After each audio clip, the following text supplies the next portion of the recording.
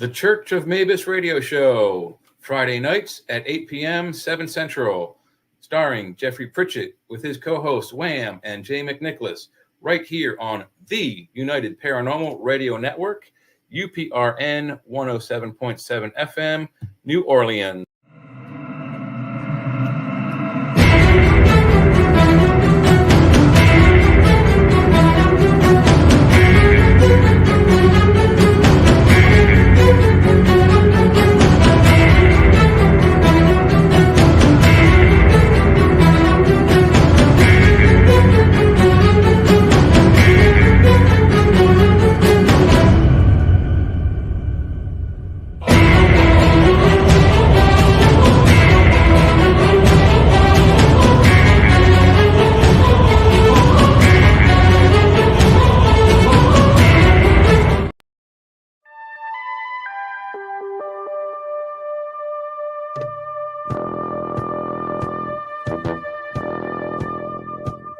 Tune in to UFO Undercover, Wednesdays at 8 p.m. Eastern, with your host, Joe Montaldo, right here on the Paranormal Radio Network.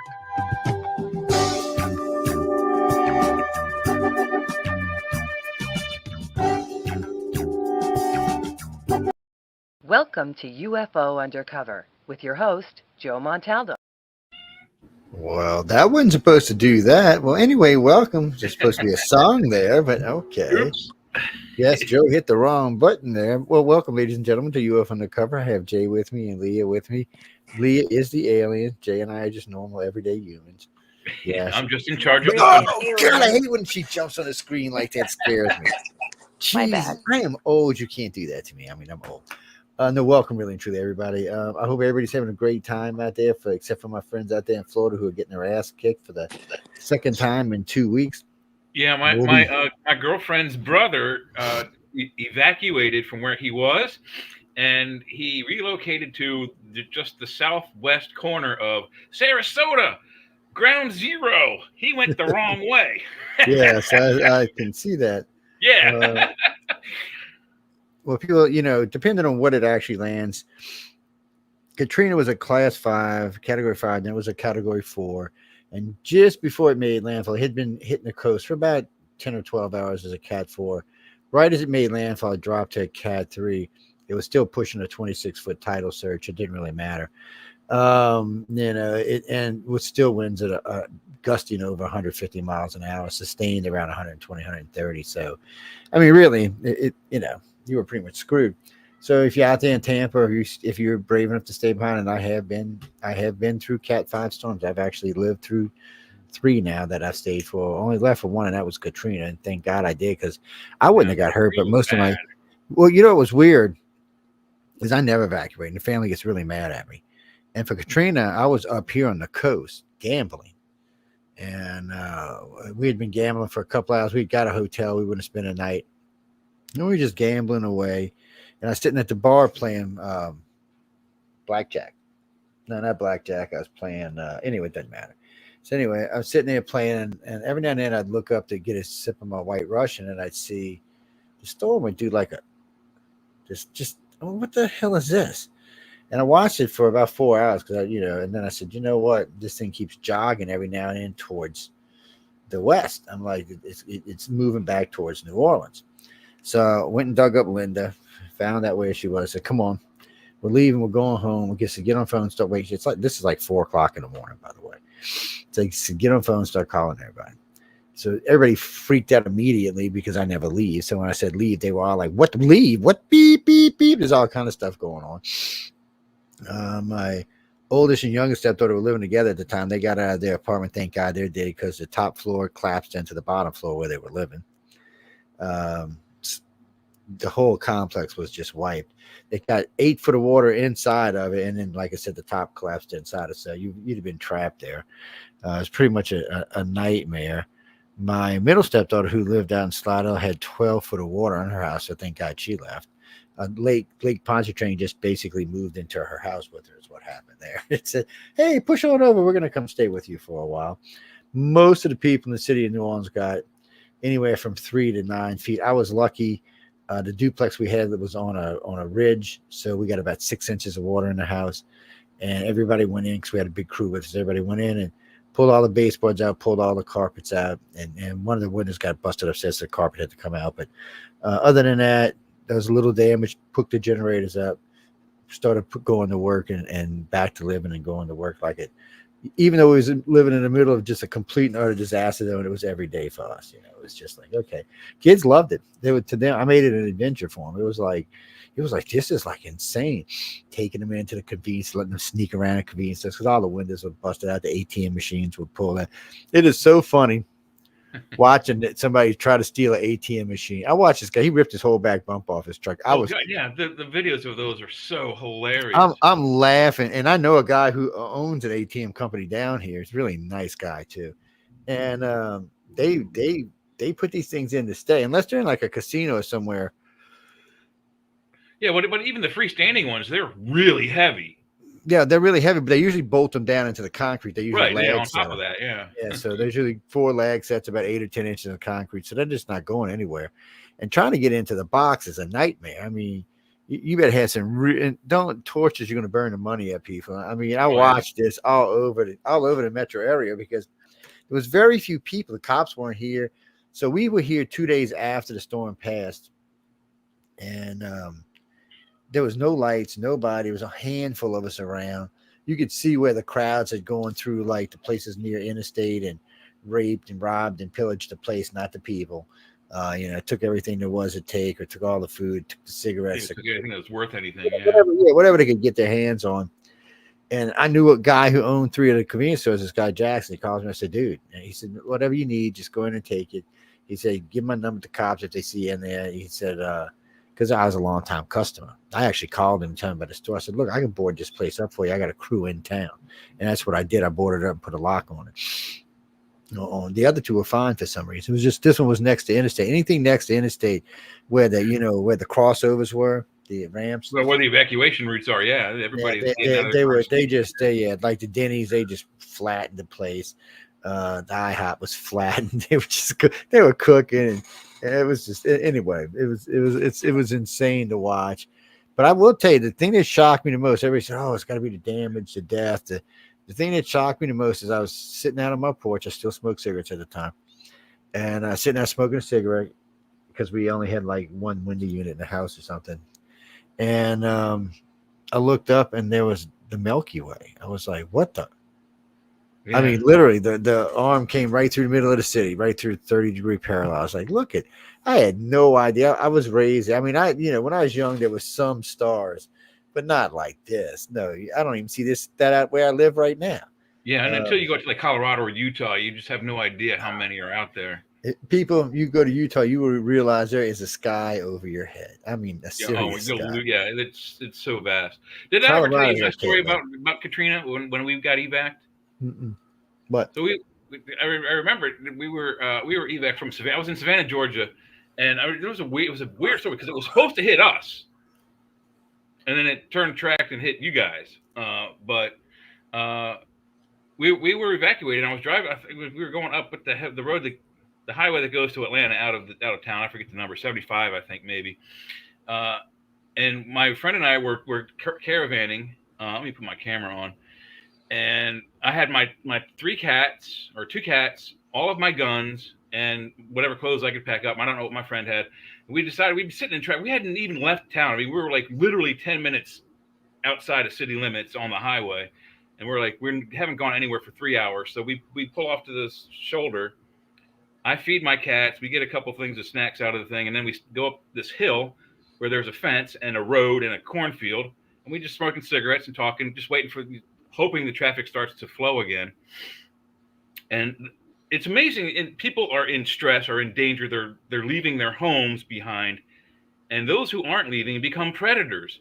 So these punk teenagers come driving up the road towards the fence where my friend and I are standing, turns and drives down the other side of the road, and we're like, whatever. 5 minutes later, that same truck comes down the other side of the road. It must have gone all the way around the whole farm or whatever that was out there, the cornfield, and came back, and the driver in a deep Georgia accent goes, "Hey, y'all get effed up by that hurricane?" Exact wording. I'm not making that up.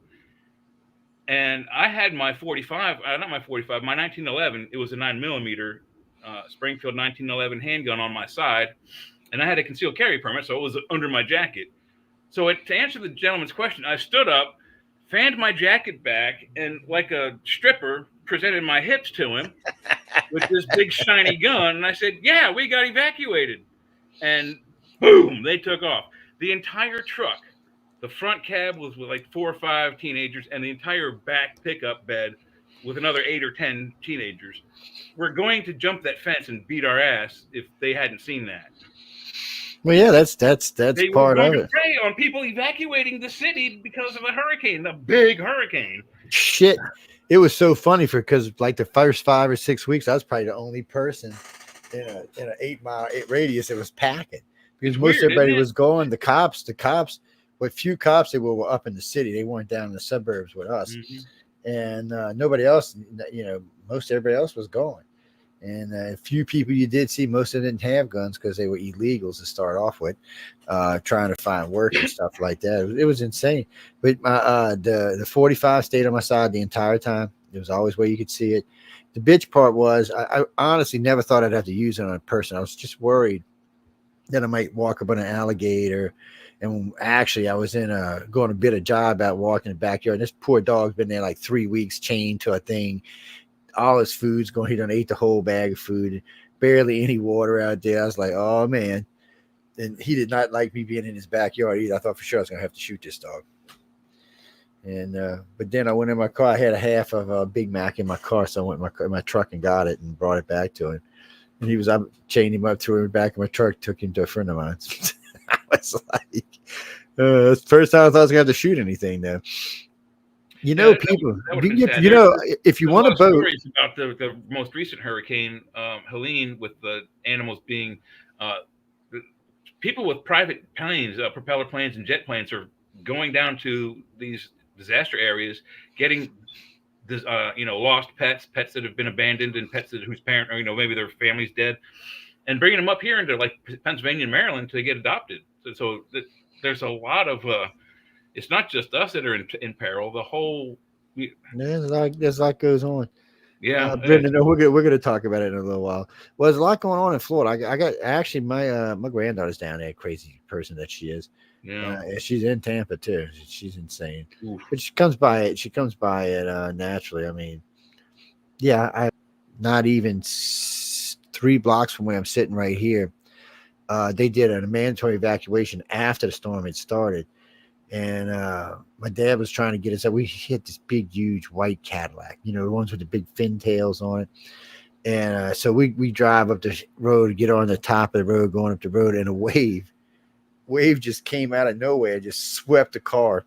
It must have come around because it came from the bay, and swept the car and was carrying it out to the Gulf. And I mean, it was just dragging us along like we were nothing.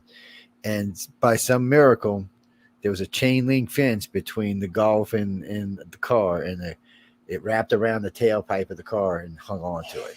Wrapped around the whole drive shaft of the car, actually. Wow. It just froze it there. So the car wasn't going anywhere. And it was high enough up with the car holding up that you could see the water coming in the car. The memories I got are the weird ones, like, they had the red and white lights like in the back seats on the doors when the doors were open. I remember watching the car filling up with water and the lights were still on. And I was like 3, I think, or 4. I was like, shit, is that supposed to work like that? My mom was freaking out because my mom couldn't swim, a stroke. And my dad went swam and got help, came back, saved us. So we both survived it. Right smack in the middle of the height of the storm. Yeah, it was waves rolling everywhere. That wave that came over the road, because if you go and measure the road right now from where I'm at, it would have to have been right around 26, 28 feet to crest the road and to be able to lift up the car and carry it the other way. I was like, it's pretty serious. And then I was actually in Florida for Andrew. We were down there actually working. We were in Dade County when it hit. Lucky we didn't get killed down there. I was at home for Camille, but it was just, a storm. And then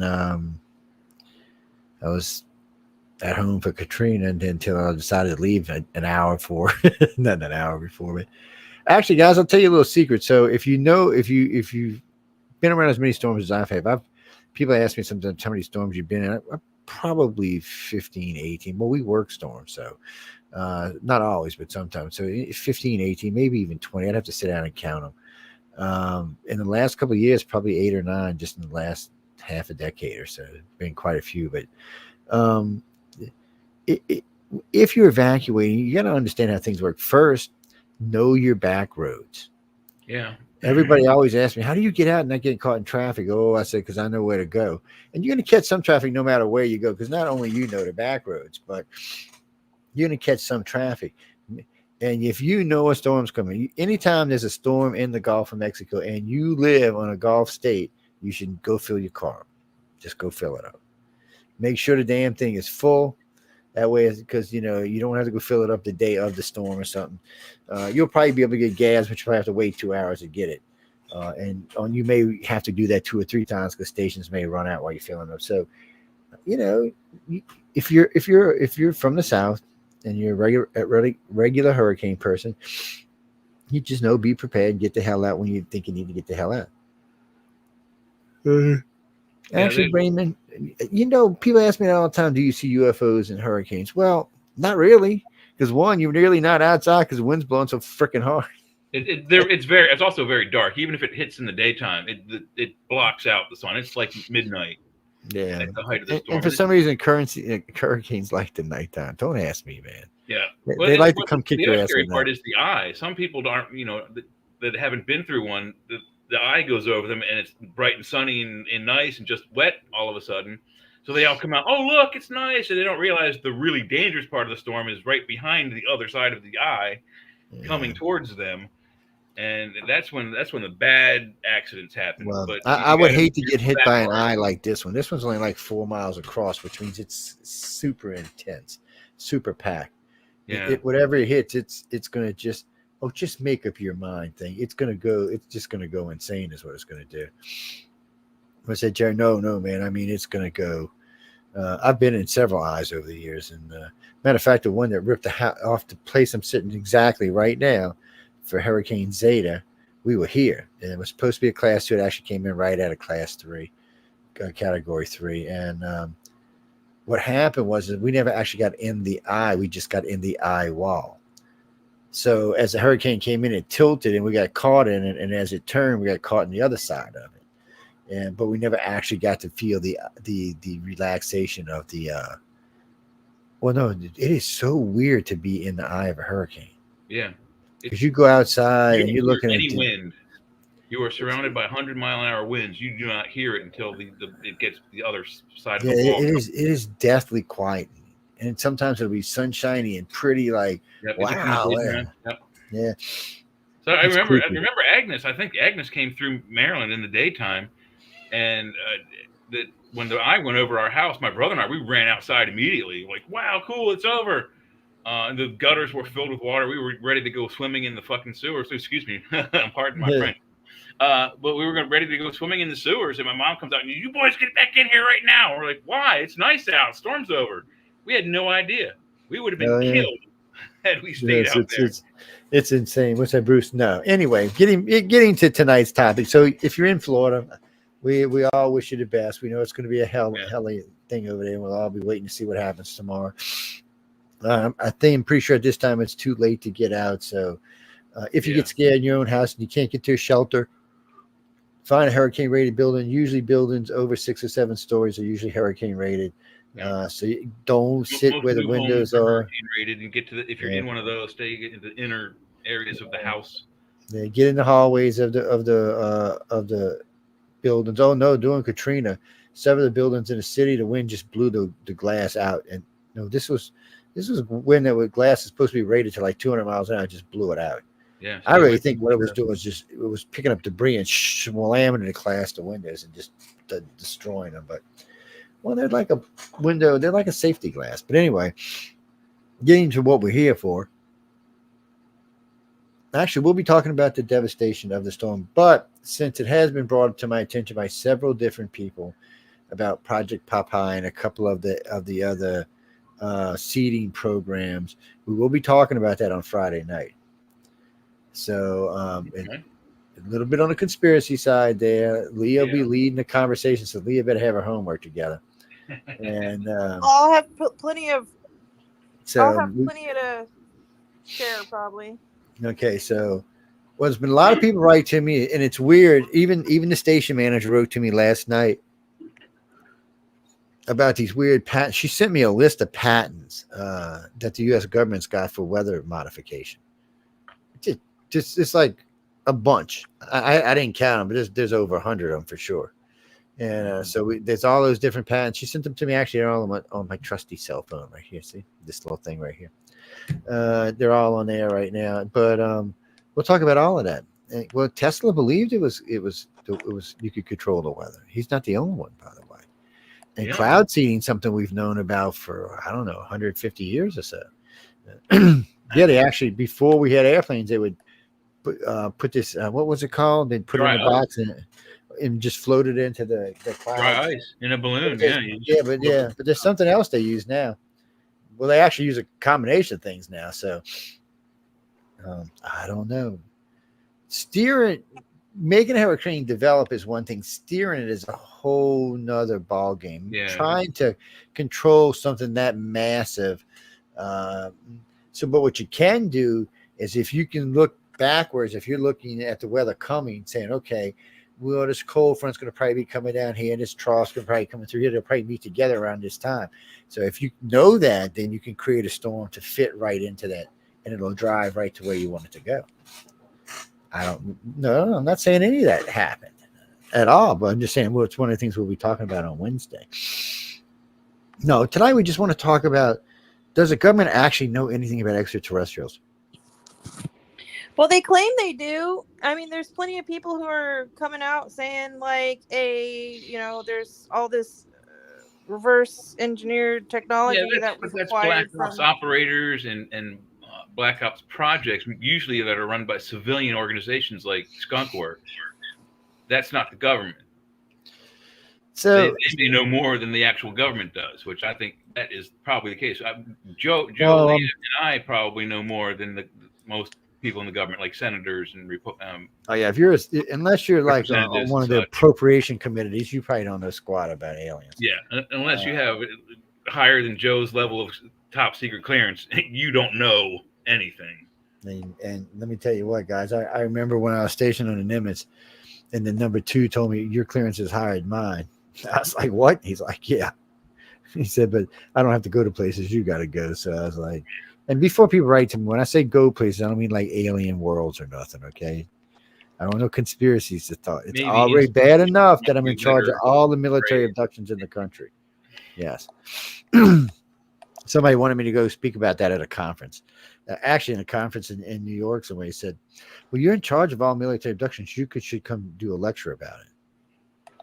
And I'm like, why? He said, well, then everybody would know. I said, no. I said, if I did a lecture, they'd have to kill everybody in the room. I said, is that what you want? Are you like wanting to mass murder a bunch of people? Joe, yeah. Does it have something to do with souls? Does it have something to do with souls and where they go after the human body dies, or even if death is a thing? Is death real? Well, it's real unless you're being uploaded to a new body for an alien. Then it's not real.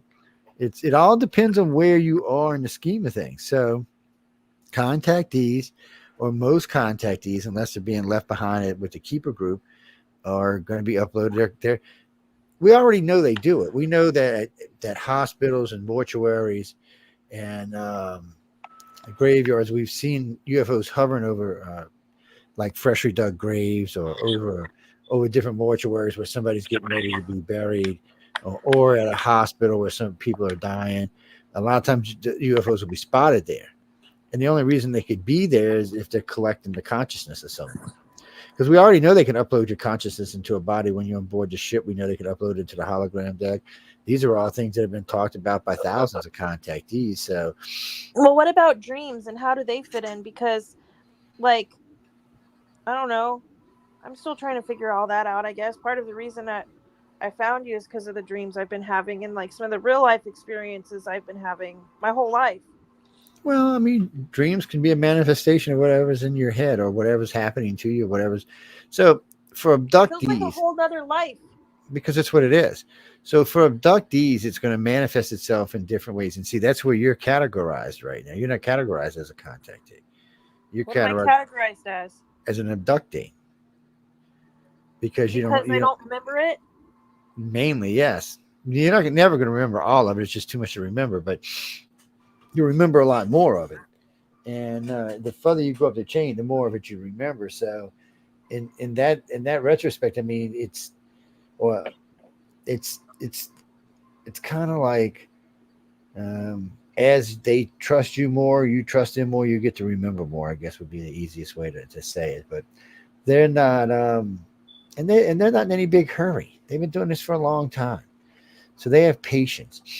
Well, what if they're tired of my shit and they don't want anything to do with me anymore? That's not how it works. Oh. They would just give you to a different gray or a different reptilian or a different human. But they wouldn't even do that because the way they if it bothered them that much, it would just wipe your memory. And you would be like, "Hi, I'm Leah. How you doing today?" And they might even put it back to where you like just a little housewife or a little secretary or a little ice cream girl. You just never know. That's why I tell people be careful when you're pissing them off. they may recreate you. Well, see, it makes me wonder if the decisions I've made in my life were actually my decisions, or if they were like predetermined, or if like they were thoughts that were implanted. You know what I mean? Like, is most of the your course of my life, decisions, is most of where your I'm at in my decisions are life a yours. result of my own decisions? Most of it probably is. Like most of us, most of our but it is influenced by things going on. So the fact Things that out of my control. yes, things out of your control, things like knowing something else is going on in your life, but not knowing what it is and not having any control over it, can what it does is it makes you look for different things. And depending on what type of personality you have, it's going to drive you in different directions. A lot of people, when the dreams start manifesting, a lot of people start looking in religions or in the paranormal, or they'll get into like dragons or fantasy stuff real heavy or sci-fi stuff real heavy because something somewhere, they don't know what it is, back there is making them want to look. Something that they feel, something they it's the sense. subconscious invading on conscious thought. It is.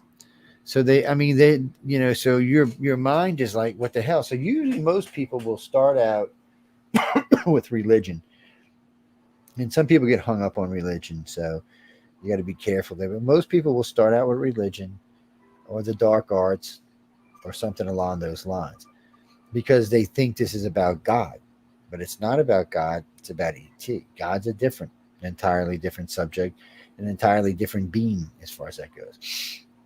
And so when we talk about this, when people say, "Do you believe in ET?" First thing I say is no, and they're like, "Oh, so you don't?" I said, "No, because this isn't God we're talking about. There's not a belief here. Yeah. You either know extraterrestrials are real or you don't. There's no in between. There's no believing. Oh, I believe ET's real. Well, no, you don't. Yeah, Well, see, when people ask me that, too many things of make it like a faith type of thing. No, I don't believe they exist. I know they exist because it's mathematically possible that they don't. Yeah. So just the logic is there. Yeah. So people who have had experiences and know they've had experiences will answer in that way. They'll be like, that's how they'll answer. But people will have them. Well, I believe. Well, no, like I said, there's nothing to believe. Matter of fact, there was a. I was in Laughlin, Nevada. I wasn't even there lecturing. I was there as press, and somebody recognized me and said, "Hey, would you like to come do a lecture with us?" I'm like, "Sure." So we're all lecturing, and everybody's playing real nice, and somebody said something. I was like, "No, no, no, no, no." I said, "This is not about God. God ain't got nothing to do with this. God's not worried about us." And I said, "This is extraterrestrial. And stop telling people you should believe in ET when you should, in fact, do your homework and know that ET is real." I said, "There's plenty enough evidence out there to show you that extraterrestrials are real. And if you are a contactee, there is ways to access those memories and be able to consciously see their craft and them to know they're real." Yeah, but you gotta be careful because a lot of abductees are just not ready to see what goes on. They're just not. I would say it's grown since I first got in the field, but 98% of all abductees don't remember anything. So maybe it's 96% now, but it hasn't changed that much because it's not a conducive environment for it. You can lose a good job over it. You can lose a relationship over it. It can cause you grief in many, many ways. Well, and if I'm not mistaken, one or more of the races that do visit here, our atmosphere is usually toxic to them, or just very difficult for them to operate in. Therefore, for them to operate around us, they have to breathe our atmosphere. Yes. Well, we know theirs. Yeah, we know the human type aliens. That's using that term loosely. Supposedly don't breathe our atmosphere these days. From what I understand, there's usually just a thing. They said you can barely see it fits inside their sinuses, and they just breathe it. They look just like us. When you look straight on, like I'm looking at you right now, you can't tell except they're bigger and bulkier than we are. Yeah. The girls are taller. But and then all of a sudden they turn their head, and their head's just much longer than ours is, and it kind of sways out a little bit. No, it's not like the Gray's head. Gray's head is weird because it goes up and out and around and back. It's just bigger all the way around. Yeah, like that one right there. See, look how big it bulges out in the front. That's how Grays do. Yeah, that's the dun dun dun dun dun dun. Dun. Oh no! So she hauls Grays around, and she hauls the people around in the 18-wheeler who does the experiments. She's like the chick on X-Files, guys. Y'all better be careful. She'll disappear your asses. You'll find yourself at Area 54 in a cave or something. You better be careful. What's that? Anyway. What do you mean? Can I go to Area 51? If I told you that, they would just come shoot all of y'all. Is Area 51 and Area 52 both found in Nevada? They're both on the Nellis test site. Area 51 is in the southern part of the area and is on a dry lake bed called Groom Lake. Area 52 is in the northwest corner, the very northwest corner, the very far edge of the base, and that's where our F-117 fighters fly out of. Why is there such a common misconception that Area 51 is in Roswell, New Mexico? It is because not. People are on crack. It's not even close to Roswell. I know. I've had to correct like 4 people just this week who randomly started talking about, Area 51, Roswell. And I'm like, nope, Area 51's in Nevada. They're like, I thought that was Roswell. I was like, nope, that was just a crash site. And it wasn't even in Roswell. It was like almost 2 hours outside of Roswell. Yes. Roswell was just the base. They had the Air Force base there where all of the pieces were sent to. Or they were collected to and sent from that base. Yeah. It's no, I still got friends in Roswell today. I never get asked to speak. Once when the city was running everything, I got asked to speak a couple of times. I spoke at the 60th anniversary. Spoke at a couple times after that, but the museums never asked me to speak, even though we run the largest alien abduction organization in the world. Don't ask me. It is true. We are looking for directors, not just directors, investigators. Who said that? Not so much UFO investigators. Stephen Bissett's a good friend of mine, but him and I don't agree on lights in the sky. You're never going to get to the truth chasing lights in the sky. The only place you're going to get to the truth is because once you make a connection with the contactees, it helps you to make a connection to the aliens. Well, why do you have to make a connection to the government if you can make a connection to the aliens directly? We currently have no known treaties with any exopolitical organizations, i.e., alien governments. Currently, none of them think we are. Well, mainly from what I understand, it's just simply because we're not a one world government. They're not. They're never going to let us into anything until we become a one world government. So the only way that's going to happen is if the Holocaust dreams are true, then there will be a one world alien government. Please go into more detail about these Holocaust dreams. We can't. It's a different show. It's Holocaust just means that you have these dreams about the Holocaust. Dreams of either the Holocaust, Not People hear religious Holocaust, and they think or World War the II, aftermath. like Yeah, Hitler. People hear Holocaust, they think yes, but we're not genocide. talking about. First off, it's not like a nuclear holocaust of any kind. From what I understand and what I've been told, the planet is left completely intact. All the buildings are intact. The electricity's working. The water's working. Everything's intact. Only thing is, something like 9.5 billion people are dead. It sounds like Katrina. I mean, it's Katrina. It sounds like COVID on steroids. So Well, when it's you not. say Holocaust, do you mean apocalypse? It means they're all dead. actually, it's closer to, but not quite, an extinction level event. Kind of is really. So It's a near extinction level event. So in the end, they're going to save about 2.5 billion people off the planet. I think 2 billion of them are going to be taken off world, and they're going to leave the rest behind to live in 2 or 3 different cities, along with a bunch of different types of aliens that are going to be here with us. And they just all Jennifer. So what they say is the keepers, or the ones who are going to be doing this. When the time comes, their consciousness is uploaded into one of the new husk bodies, which are much different. They look the same, but they're just different. Physically, they're stronger and faster. The brains are much larger capacity, and it's also. Now, are we talking a mechanical body or a biological body? No, this is a biological body, but it's also built in. So somewhere along the line, the people who are going to be doing this have been being trained on board the different ships. So as it goes along, they probably use the body to get used to it. But more importantly, they're probably uploading genetic stuff into the body itself, genetic memory stuff, meaning like how to fight a particular way, how to use a certain type of telekinesis, things along those lines that you couldn't keep in this brain because it would drive you insane. Well, there's just not enough room in it. To be a full telepath and full telekinesis and the full range of psychic abilities, our heads are going to have to be a little bit bigger. I don't know about that, because if you think about the random selection of which species the aliens decided to upgrade genetically, they didn't go with Homo erectus. Homo erectus actually had a brain that was about 5 to 15 kilograms bigger than ours. Not a lot bigger, but just slightly bigger. Yet we won. We evolved. They're no longer here. But part of them is in our genetic structure, but we beat them out of the evolutionary game. Why? We have a smaller brain. We had smaller bodies. We had weaker bodies. More condensed brain, much stronger than our current body form.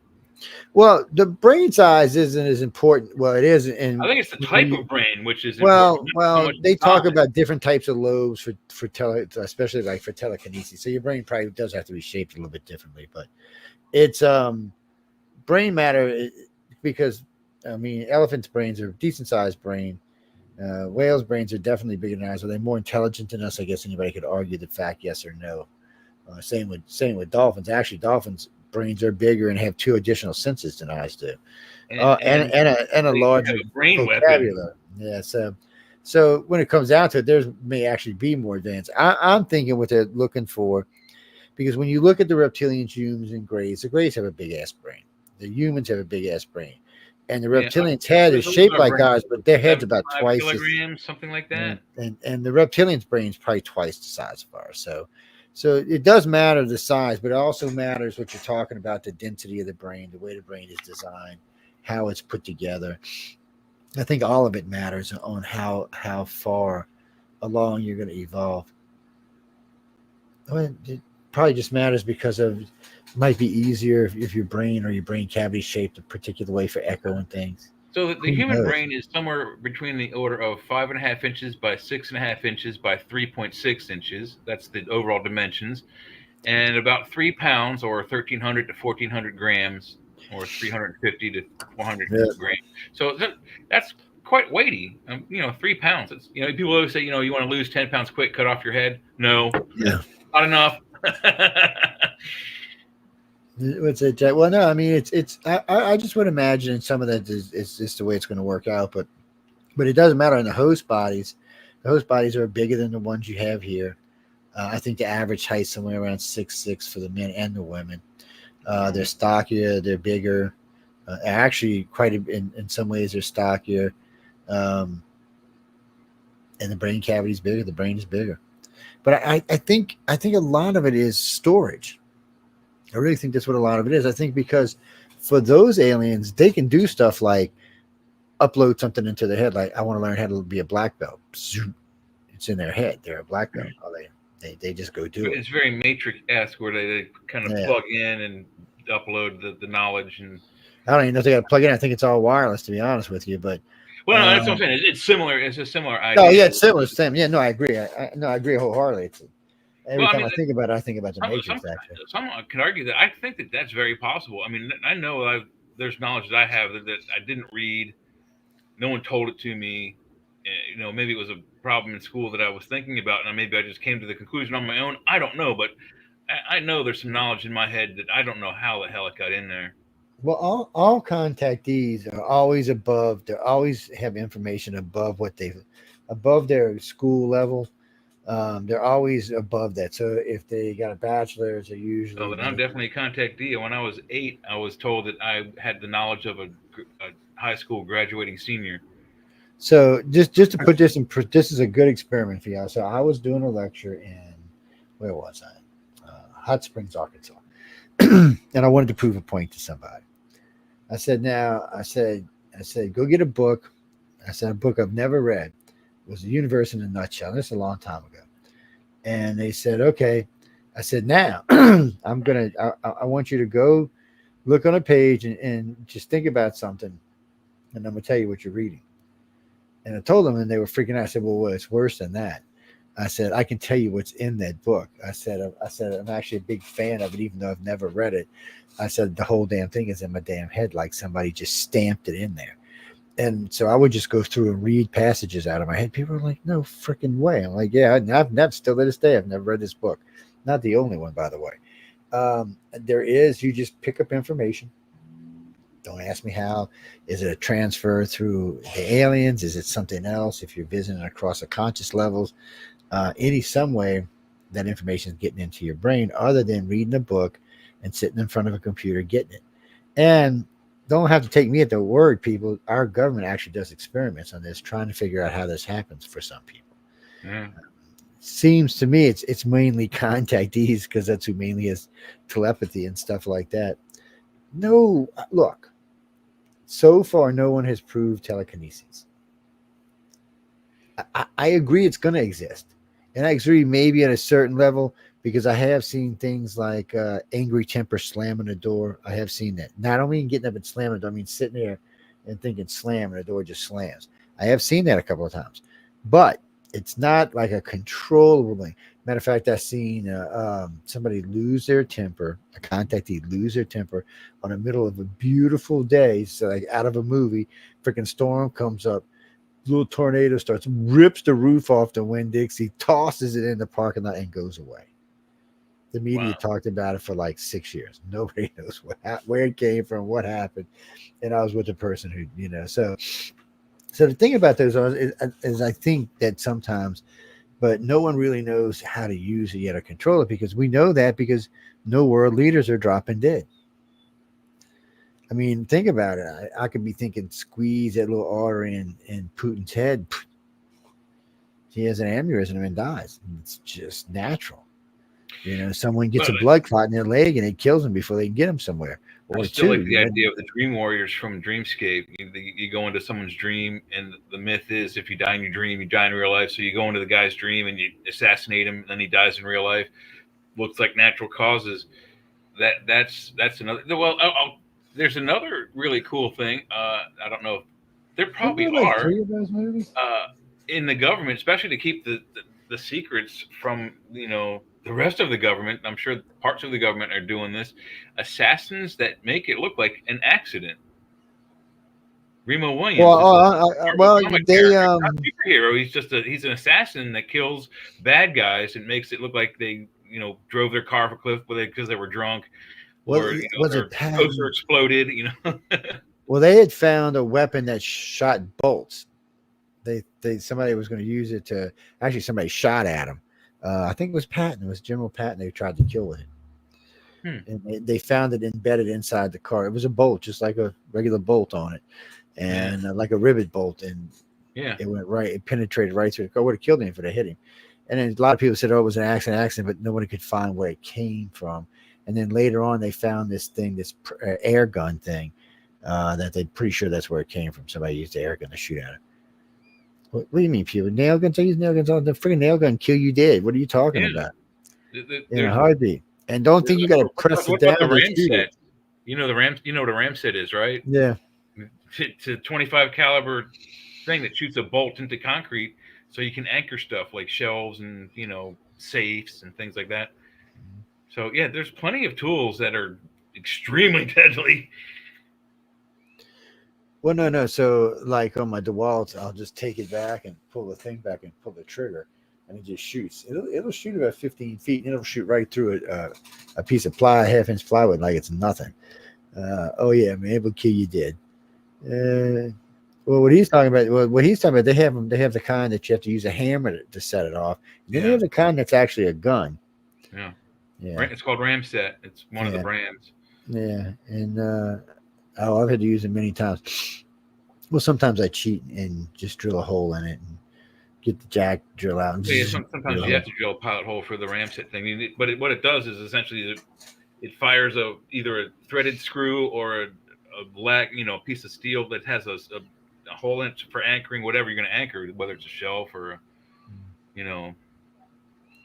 Oh yeah, well no, for when you're putting down boards when you're doing construction, your first 2x4s you put down, you shoot those down with.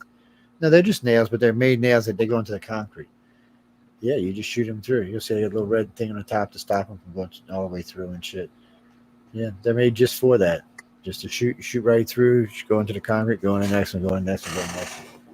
Yeah, I prefer, and I gotta be honest with you, I like the lag mine, but what about technology that was intended to determine the cause of somebody's death years and years in advance? Like that's been depicted in movies before where, I think it was actually, what movie was it? I don't even know, but yeah, is that would be real? seeing into the future, but so far, I don't really see anybody that can really see in the future, because if they can, they're doing a shit job trying to change things. See, one of the things that helps us to understand about some of the conspiracy stuff is we live in this, and we know what was going on 10 years ago. We know what was going on 20 years ago. We got a good idea what's going to be going on 10 years from now, unless Putin uses a nuke, and then that's going to change everything. Yeah. Actually, Jeffrey, Friday we'll talk about that. Yes, and actually, our country has contacted his country and asked him please not to use a nuke. Yes. Currently, I heard today he used chemical weapons, but that's for Friday. There's also the theory that one of the alien visitors, quote alien visitors, is really us from the future coming back to the past to fix what people thought grays were. Their future, because their future is fractured because of something we did or something of the like. I'm not sure, but that's no. A lot of people think that for a long time. A lot of people thought that's what the grays were from the future. They were us from the future. And to be honest with you, they look more like they would have evolved from a raptor than from a human. Because if you ever see, I think it's Yale, no, it's Harvard, they've got an image of a raptor being pulled forward. He looks just like a gray when you bring him up just 2 million years. It looks like a gray. and that was what 55 no 100 120 million years ago. So or I mean, further. Yeah. yeah. So I mean, if it was looking like us or looking like a gray in 2 million years, that's 100 years of evolution, 100 million years of evolution in between. They could be us, or they could just be someone else from here. We always assume that we're the first evolution of intelligence on this species, on this planet, but we don't know that. There's at least 500 million years of life. I mean, it only took us 2 million years to get where we are today. So what if the Greys, the reptilians, the insectoids, and the other human species that are allowed to visit this planet all evolved on and left from this planet as the technical beings they are now? That's it. And that's the thing. It could have been the Greys, could have been the reptilians, could have been all three. We've talked about this before. All three of the species that come here could have been from here originally. Or if not from here, they could have been from Venus, Mars, and the planet that went. Or the broken up planet that is now an asteroid. They don't have to be these deep space, even though the Greys swear they're from the other side of the galaxy, and the light beings are what gave them the abilities they have today. Well, and even if they weren't even if they didn't evolve off of our planet and then go away and then come back, they could say that anyway. There's no way we could prove or disprove. That's right. And what do you mean, Jack? Oh no, I think they all lie. Oh yeah. Oh yeah. Yeah. You mean no. I think the aliens lie. The bulk of the population. So that doesn't bode well for a lot of the planet. It's what's it? Well, yeah, I think if you had to ask me which one I thought was the honest out of the three, I think the reptilians are the most honest.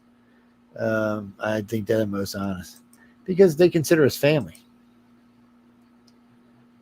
The Greys consider us like a pet, and the humans or some kind of unique observational thing. Yeah. Well, they. Why did I see one when I was a kid? Because they wanted you to see him. They figured you could deal with it, but apparently you went apeshit instead. So whatever Gray was at probably got fired. He's probably back on Gray World. They probably sent him back to Gray World. So get out of here, dude. You know what the hell he's doing. You scared that little girl. And usually, if you have a memory of seeing them, it's because somewhere in one of your contacts, you expressed emotions that you could handle this and deal with it, or you wanted to be part of it. Yeah, it looks like the Enterprise. So that, being part of it, which is probably you, Lee, because you like to have your nose and all kind of stuff. So you probably were expressing those emotions, but it might have been too much for you. You were pretty young back then. It might have just been too much. Sometimes it can be overwhelming. And sometimes other parts of life gets in the way. Chasing guys, surfing, things like that, eating chocolate, that shit gets in the way sometimes. No, Frank, I'm just talking about living life gets in the way sometimes. I was just using those as examples. Yeah, so, and sometimes spouses get in the way. If you have a spouse that's not supportive, or a friend that's not supportive, this can be a hard thing to deal with. Contact can be a really hard thing to deal with. I think our government knows nothing when it comes to abductions.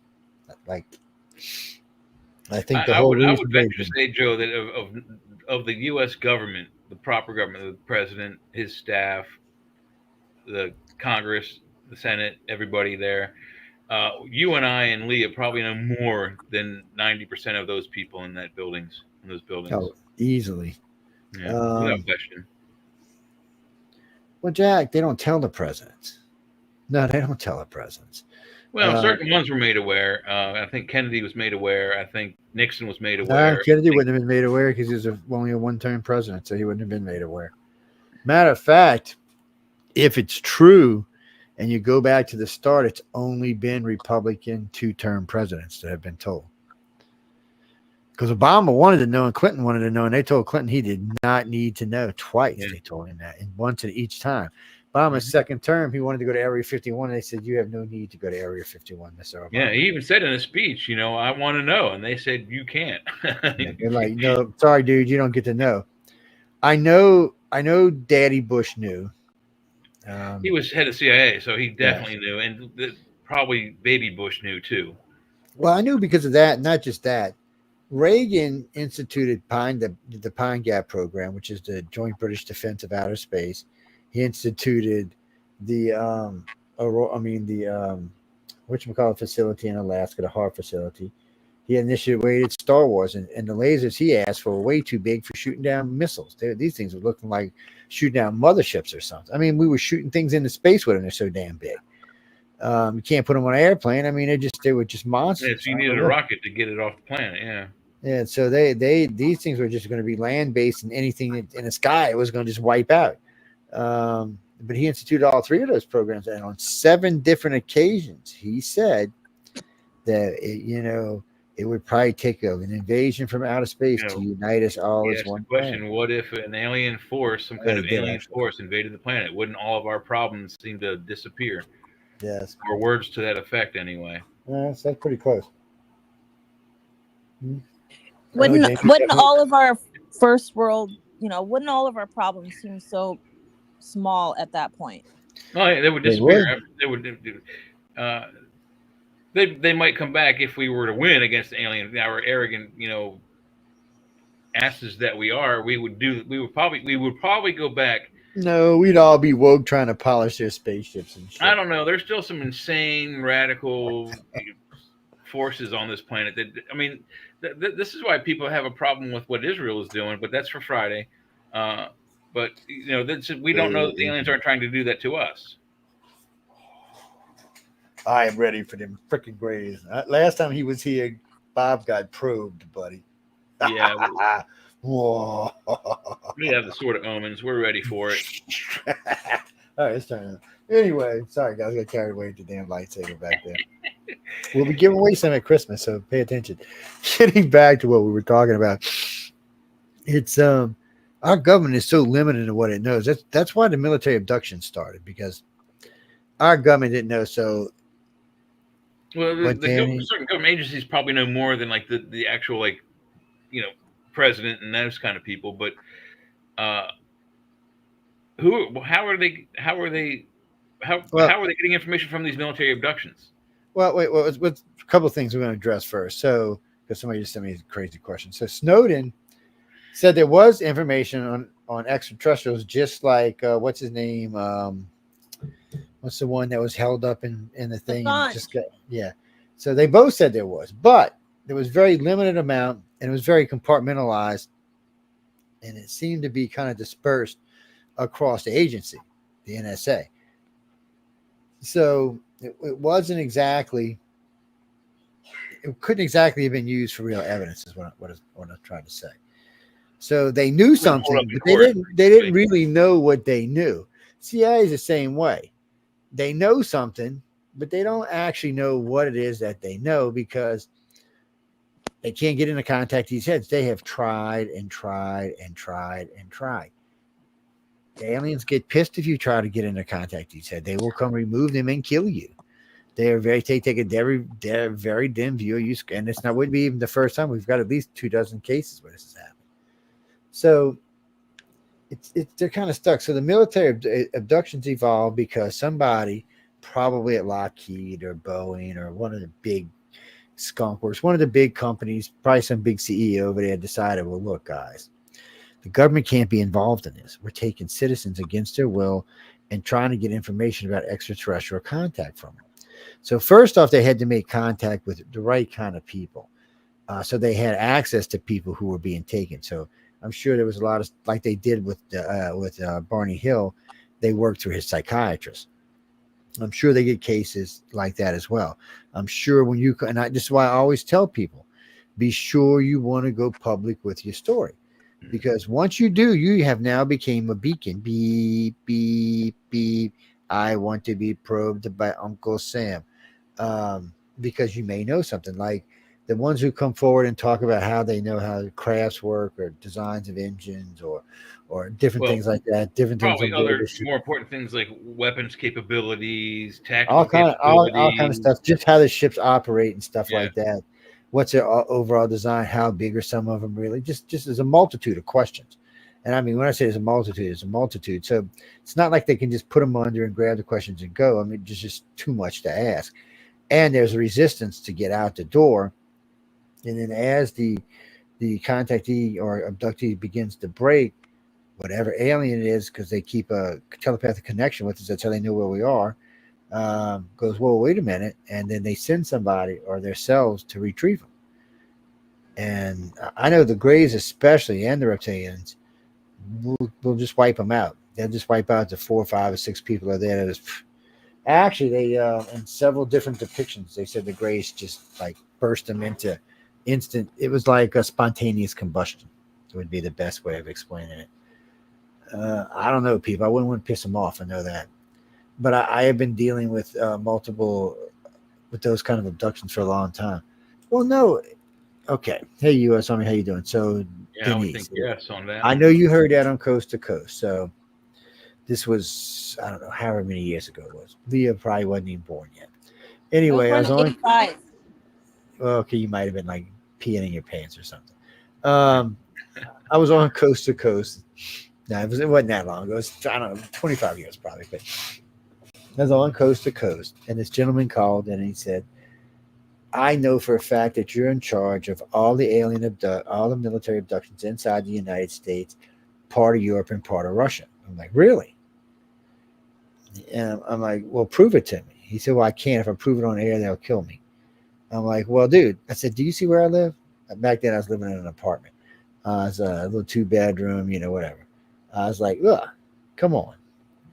I said, if I was a general in charge, I'd be like filthy, living in a mansion, servants all over the place, contactee servants all over the place, just so I could keep a track on them. I said, that's not true. But unfortunately, because it was on Coast, it took off. And I'll be places sometimes. I had one lady one up, she just starts screaming at me. You're the reason. I said, no, baby, I'm the reason that people don't get abducted like that. I said, you got it backwards. In charge of, what does that imply? That implies I signed the thing that says go get you. Yeah. Go get what? Go get you. Go pick you up and take, find out what you know. Whoever it is, we've got tip on. I'm the one that signs the papers for them to go get you, and they bring them to me. Well, I said that bad people. That's not the way it happens, because now people are gonna get all crazy with this shit. It's no, I don't military abduct people. Just don't even go there. It's Leah's job, man. I passed it on to her last year. why, thank you. So if you get probed by anything military, you blame it on Leah now. Yes. It is true. I do know some people in Space Command. I know a general, actually 2 generals in Space Command. But they're not doing a military abduction either. It's not military abductions. It's I don't know how it's some more people in military. You may have some admirals, some generals, some colonels, some captains all mixed in there. But these are high level kind of people who've been involved in these kind of projects for a long time. You'll get some people from Lockheed and Boeing and Skunk Ridge you'll get people from all over the place. You might even see some out of Yucca Mountain or the WIF facility or like we make Los Alamos, places like that. Yeah, they wherever they are, when they get to a point where they get enough power, they get recruited, because these are the ones looking, because they don't compartmentalize like the government does. So the echelon, whoever that is at the top 20 or 30 people, they have whatever story is going on with them, they have that whole story. Now, some of the people who work from underneath may have half the story, stuff like that. They probably are the men in black, and they probably do have orders to kill themselves if they're captured. I wouldn't even doubt that a little bit.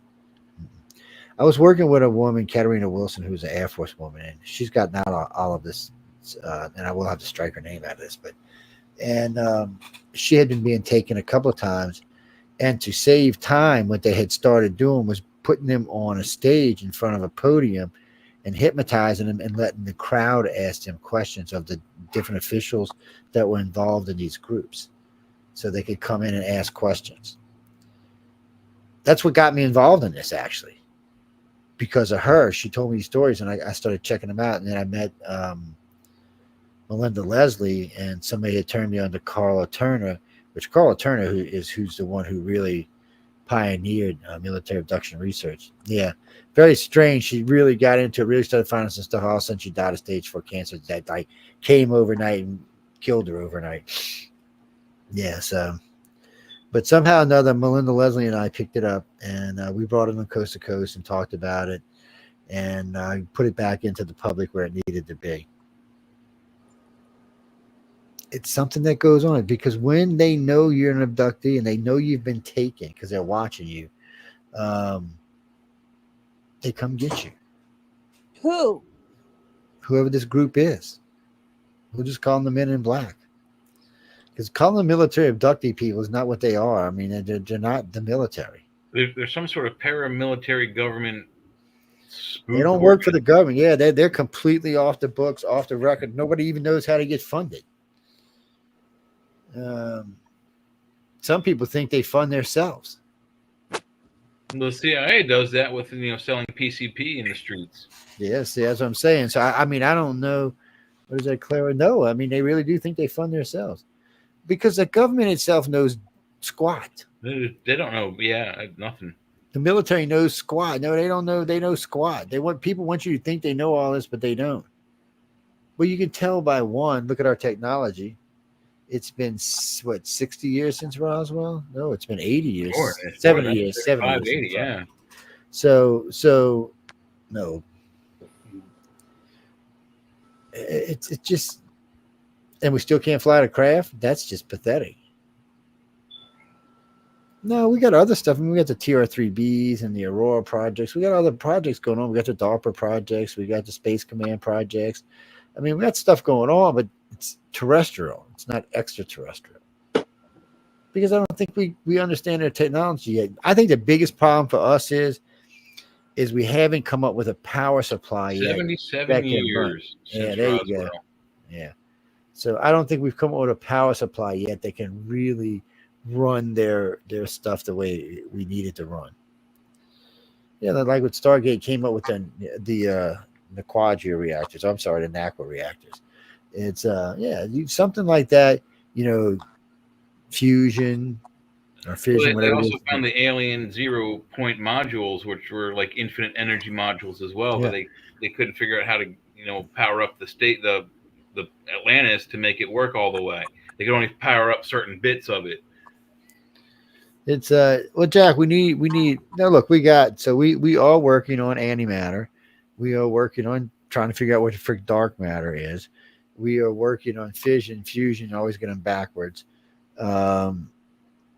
Yes, because we want to go there. Well, if they get it right and we get away from the kind of energies we run right now, nuclear reactors, and we go to cold. Then you can have a reactor about this size running your car. You can actually come out of your car and go in your house, run your house. You can actually go in your house, go in your boat, run your boat. Or you can have multiple ones. It'll be like the little size about little softballs. The one they're building right now, which is about 2 18-wheelers big, should be able to power New York City indefinitely. Once it starts running, it runs. And it produces water as a clean water as a byproduct. Yeah, clean, potable water as a byproduct. I know, isn't that some shit? We're getting there. I mean, but we're not there yet. We still got a little ways. And those kind of that kind of energy allows us to build weapons on a scale we've never really thought of before. You think in order for us to even explore just our solar system, we need a level of technology that's at least Star Trek or Star Wars level. We don't necessarily need to get to another solar system in 12 hours. But be cool to be able to get to Jupiter in 5 or 6 hours or 5 or 6 days. Whereas right now it takes years, 1.5, 2 years to get there. What's that, Frank?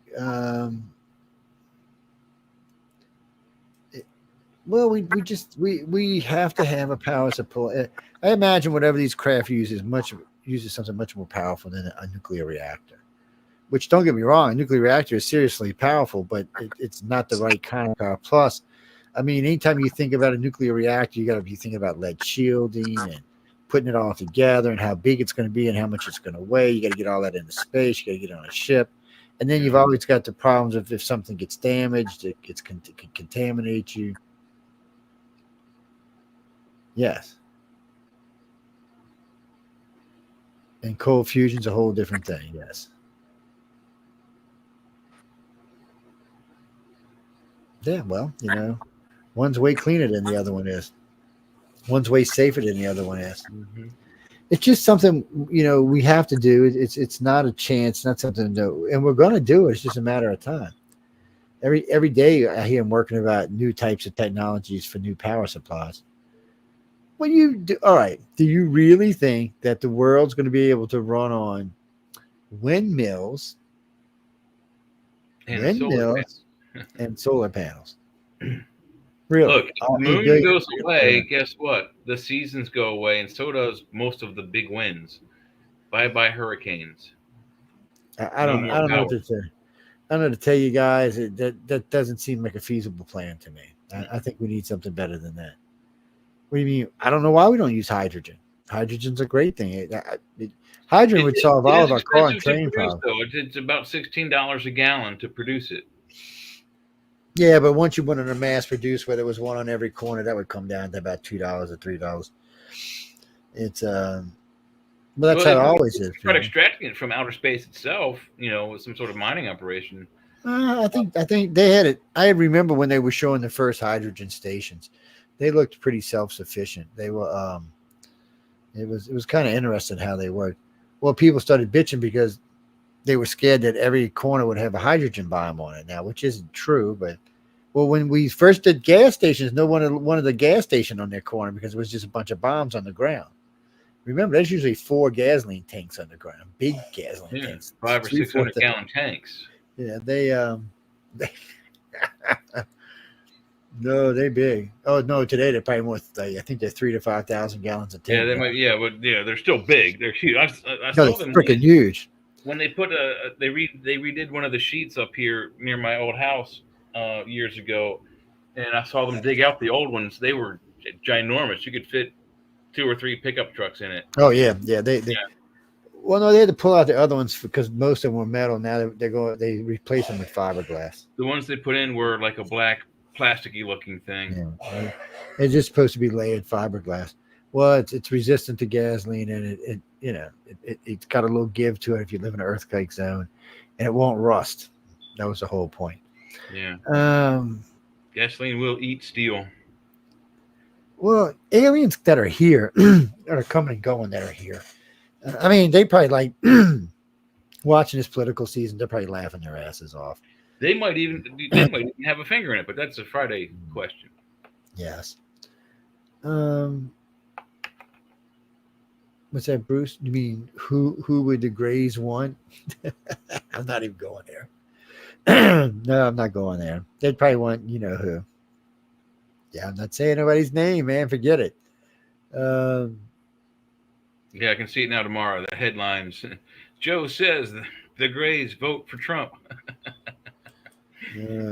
I'm scared it might be the other one. So we're not. Yeah, it might be that too. No, we're going to take a little short break. About I think it's a 2-minute or 3-minute break. What's that? Well, we'll get some promos places. We probably make a 4-minute break. Why is that, Bruce? Well, no, y'all get y'all's questions together. We'll be right back. Oh, we only got about half an hour when we get back, though. So, no, because last week we went over a full hour. Yeah.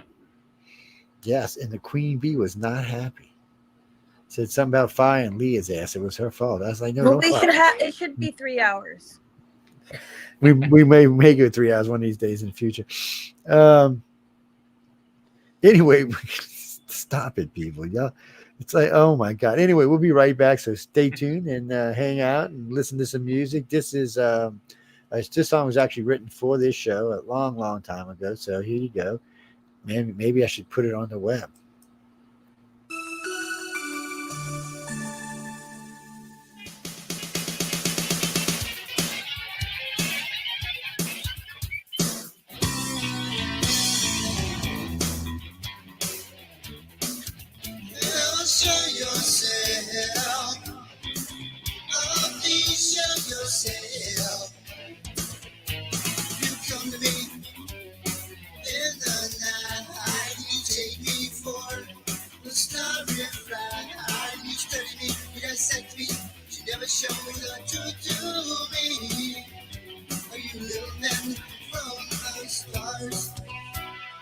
Why won't you show yourself to me? Let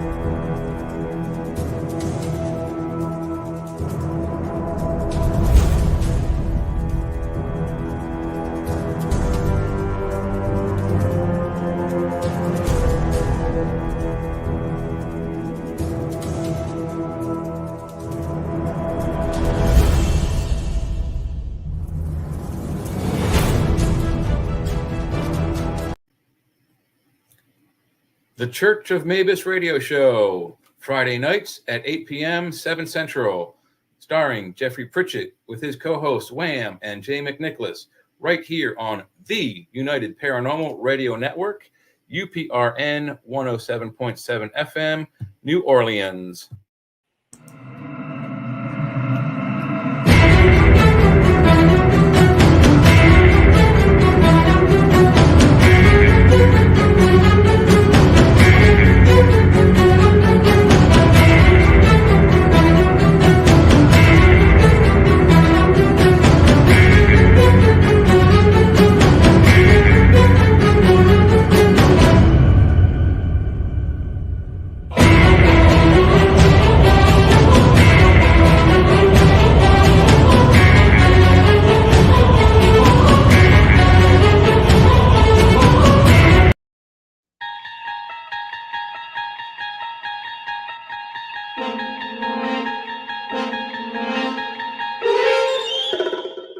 You're listening to UFO Undercover with your host, Joe Montaldo, right here on the Paranormal Radio Network.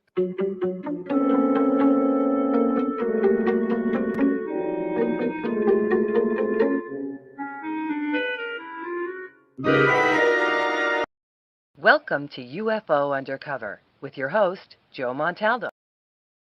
Well, welcome back, you freaks, man. Look at the freaks. Look at the freaks. Look at the freaks. Yeah, I see the freaks all over the place.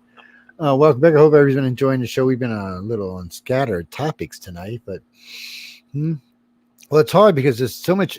This is a political year.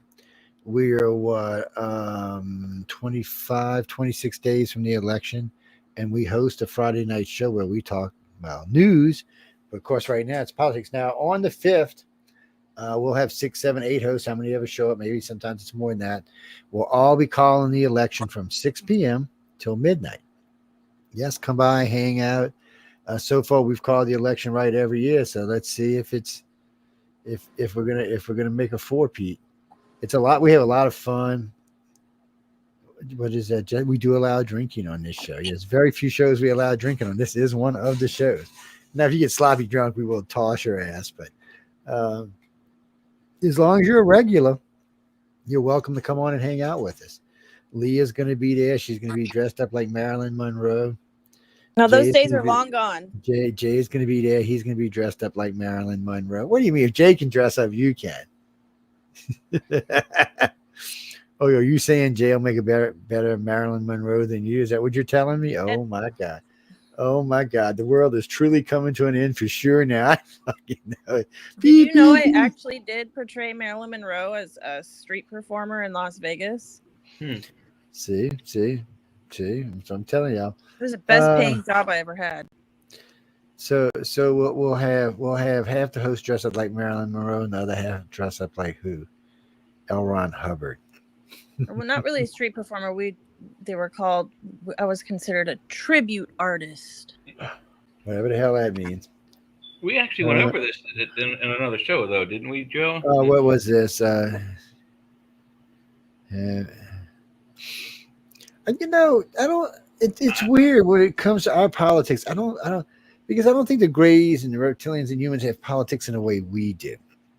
Well, I have to disagree because before the aliens left after they got us going, they instituted government. They put the King's List together as a form of government control with those first city-states.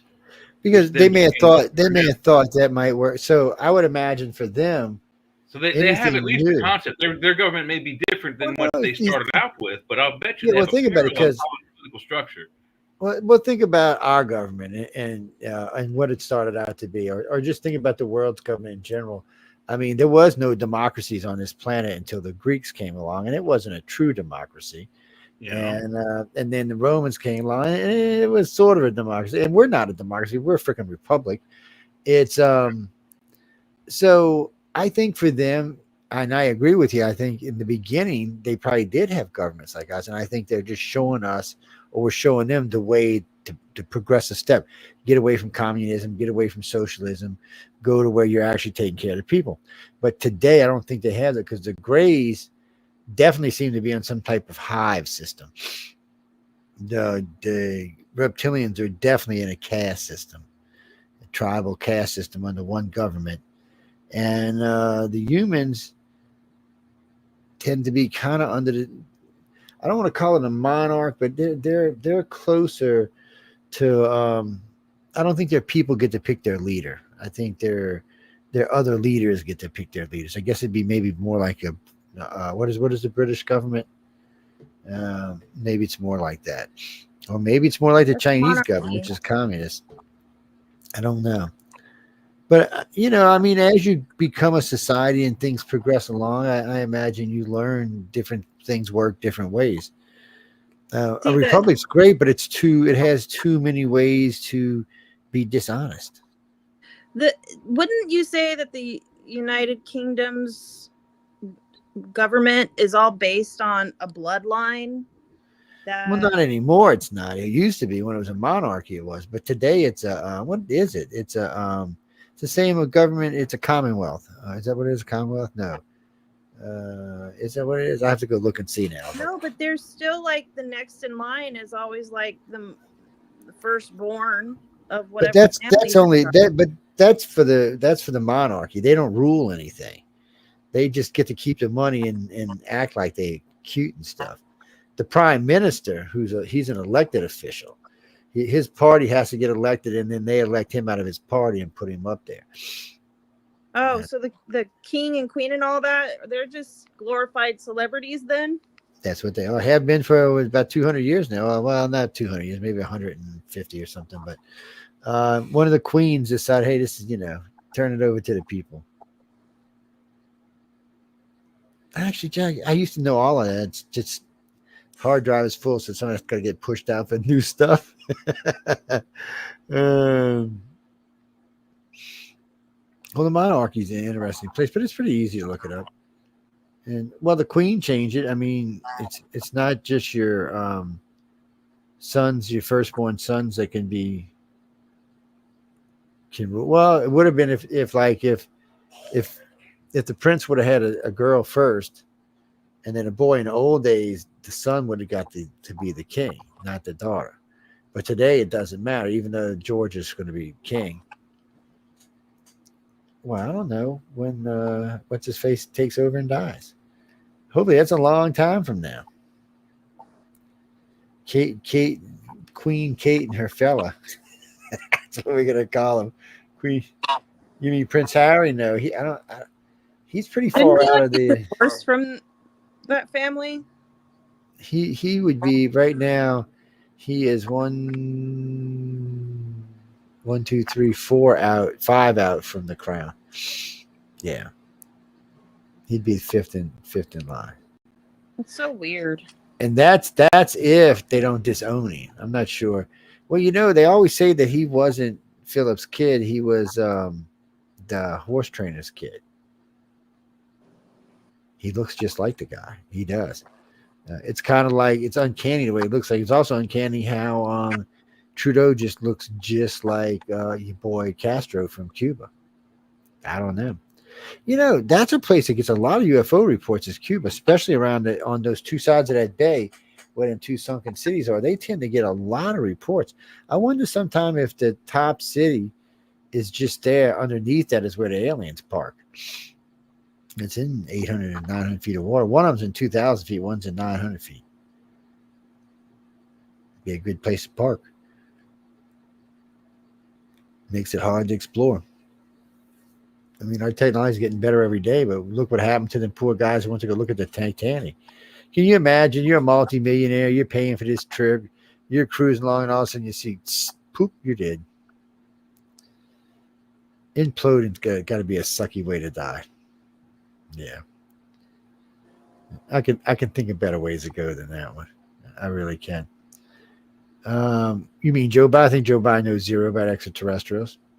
I think Obama knew zero about extraterrestrials. If Kamala wins somehow, I think she'll know zero about extraterrestrials. Probably Trump doesn't know anything. Now, if he wins, he gets a second term as a Republican, maybe, but probably not. Now, someone like Vance might get to find out. Would Daddy Bush only found out because he was head of the CIA before? So he was head of the CIA, then vice president, then president. I mean, come on, he held the 3 highest offices in the United States.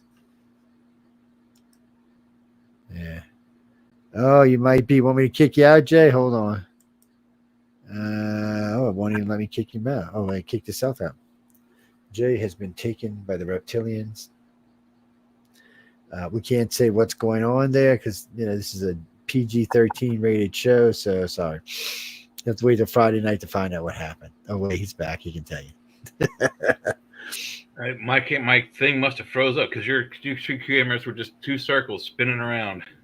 Yeah, just locked up somewhere along the line. Yeah. Danny G, what you got for us, man?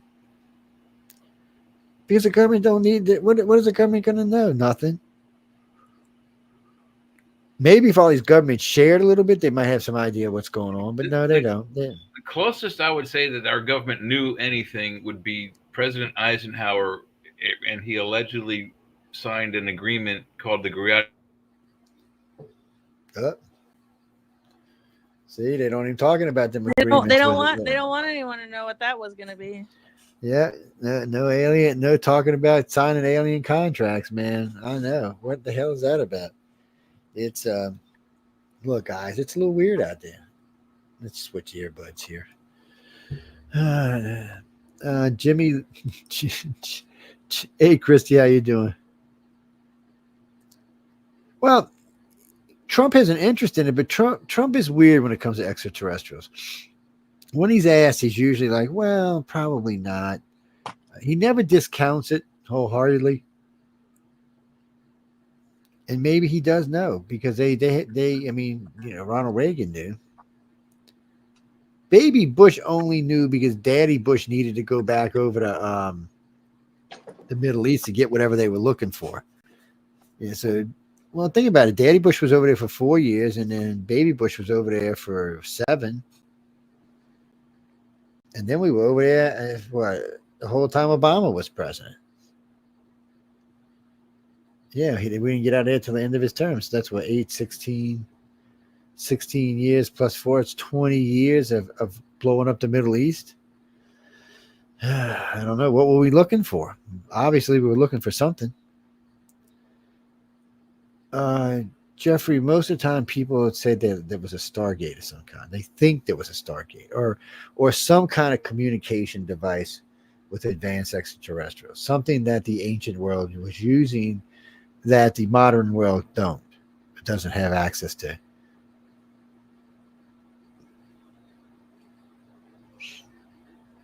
Do you mean the series Stargate? Well, you never know. I don't rule out anything in today's world, not even a little bit. Because there's just too much history. There's too much of our past pre being able to fly that talks about things flying around in the sky, weird craft with people in them, beings in them. And they don't describe them as demons or angels. They describe them as something else. Well, extraterrestrial wasn't a word back then. It's a more recent word. But, think about all those stories of the little people in Ireland, Scotland, Welsh, England, which, by the way, is great territory. And we also consider the island to be a control study for the Greys. We think that's where because England is like classic alien abduction 101, where the rest of the world has different kind of abduction type things. A lot of people there are still angry about their abductions. It's not that some people aren't angry. It's just, it's a little more intense there for some reason. And I think they use them as a control group against whatever else is going on around the world.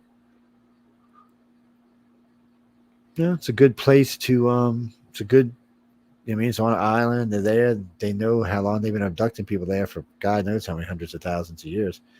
So they have a pretty good idea about the population, the people, the DNA. They're probably tracking all of that stuff. Yes, they can track you through your DNA. But for some reason, the Greys especially keep a telepathic link with you.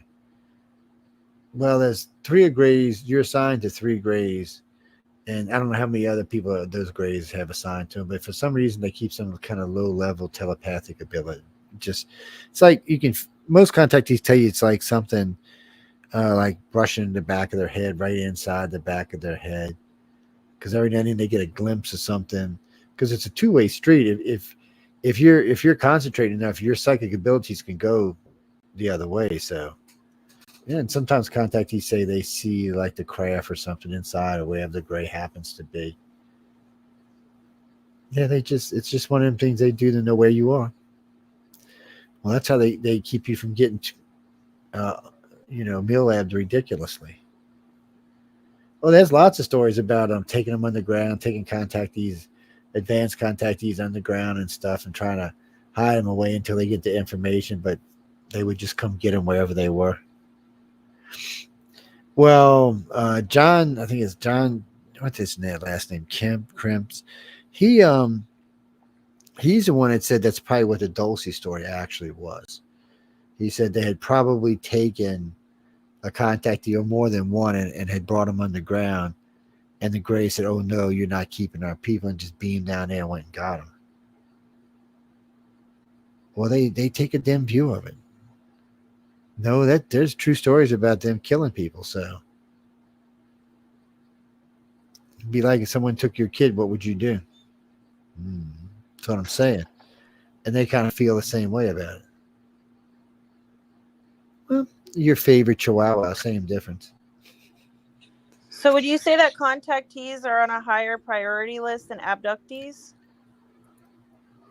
Well, not as far as getting abducted, they're not.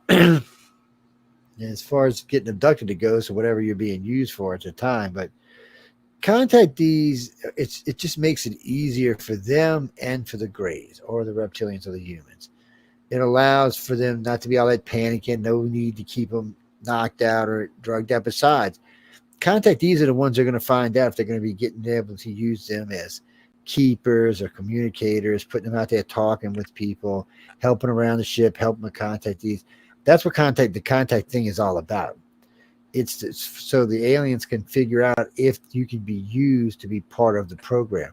and even learn about part of the agendas and stuff, and maybe even be part of the cleanup crews at the end or wherever you're being taken. But you get, if you're a keeper and you know what's going on at least a little bit, you have the options like to ask, you got kids, you can ask, because you get to learn about different worlds and different places. So you can ask, for your child to be taken to a certain place, or make sure that they're being here, there, or the other thing. Well, a lot of contactees agreed to stay and clean up, find the rest of the contactees that are left behind, if they would guarantee their kids were taken to a certain place. Hey, Jay, welcome back, babe. Yeah, thank you. Yeah. No, well, because there's different things. So there's these people, you got to remember now, we're talking like 2 billion people. So they're going to be kind of spread out probably across 8 or 10 planets. Yeah. And I would imagine each planet is slightly different, or has a different view, or has a different. Well, think about this: with their technology, they may not have to even leave the solar system. They just, bioengineer a couple of, moons of Saturn or Jupiter, and boom, they can help us on that. So right? they probably could, but I think what they're trying to do is to allow the human race to grow into a race that can eventually be put back together and put back in place. I think they just want them to become, because it sounds like some of these planets are not so much owned by a single government, but by the council of the governments itself, like the Federation or whatever it is. Yeah, like they created them themselves, and they're not a particular, like if Vulcans or somebody don't own them. It just seems like they belong to whoever, and so it allows for the different races to go there and hang out with each other and enjoy their lives and expand their knowledge. It sounds like a wonderful place. Has a home world, and it sounds like a hive mind mentality, then it sounds more like the Borg. Yeah, well, with the Greys, the Greys home world, I doubt most humans are going to get invited to, but these are just worlds that just sound like that the council itself created, because these are worlds they found that were inhabitable, didn't have anybody on them, so they just took them and made them into worlds that belong to the council itself. So there's not a single government there. I imagine it's ruled by the ruling body of the council. That's probably who rules them. So everybody has to go by the same rules, regardless what alien you are. So it teaches them a different way of thinking, how to cooperate with each other, how to be part of it. That way, one day if they get to come back to Earth, which it sounds like they do, they'll be able to put a government together that's going to welcome people from other worlds, make sure the planet's taken care of, make sure everybody else is taken care of. It just sounds like that's what they want to do. But problem for me is it just sounds a little too new agey. So the Greys aren't and the reptilians aren't they're friendly, but they're not the friendliest. They do have a rough side to them. So I guess it's different. Be like the Klingons of the next generation, angry with strange mottled skin that's almost leather armor like. Yeah, I imagine their skin is kind of armored like. I doubt. But even though when you hear contactees, especially women, when they tell you, they always says it feels like soft, cool suede. It draws your hand to it. Yeah, try punching it. I'll bet you break your knuckles. I bet you would. And but it is kind of mild because there is like ridges and humps, but there's nothing real hard. And I'm like, well, and that's what I said to a contact. I said, well, you know what? Haul off and punch it one day and see how soft it is then. And because it just, and when it makes sense that if they're an advanced race who's not been living in the swamp anymore for the last couple of million years, that their skin would change, just like ours has. What's that? Well, you can look on our own planet and see when you live like this, and this, and make your own way. You can go. Still people on this planet, even today, live in tribes in South America and Africa. So you can go back and see what they look like, 1,000 years ago, 5,000 years ago. It's pretty much the same thing. The rest of us have moved on and moved into other places. And when you wear clothes, of course, your skin's going to change. The amount of hair you carry, all of that's going to change.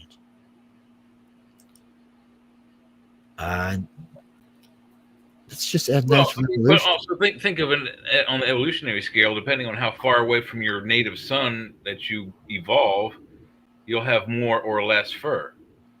We have virtually none now. Yeah, but I bet you we did more back in the day. they even if you look at depictions of cavemen, Homo erectus, Homo habilis, they always show them as like slightly more hairy than us, but not fully furred. So that indicates that for whatever reason we probably didn't start here. Well, there's always been a big argument about where we came from because there's no missing man. Everybody knows about that. And Mr. Man? where's the missing man? So they think that the aliens are actually the missing man. They're the ones that made that. The reptilians made that extra step that gave us sentience. Well, yeah, because there's a 1 million year gap between Homo habilis and Homo erectus. So they did something with Homo habilis that created Homo erectus, and there's no transition period between those two species.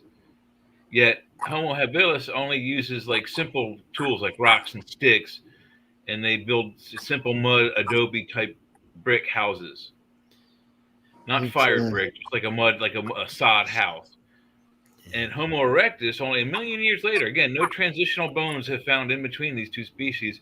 1 million years later, Homo erectus is using advanced tools like Folsom Point spears, advanced houses that are near water on stilts like Joe's house to avoid water and flood zone type things, and also use an advanced hieroglyphic like language. Cave art begins. Yeah, I don't know, guys. It's strange. There does seem to be some oddball things out there.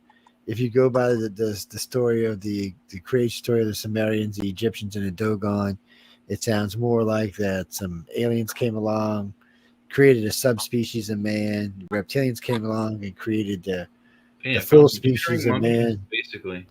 And it seems to be this mass conspiracy that involves like every aspect of your waking life, where all the news that's on mainstream media is all, altered to be what it is they want us to believe is going on. And then the food that we are consuming, if we're not growing it ourselves, is all genetically modified, altering our, the future generations.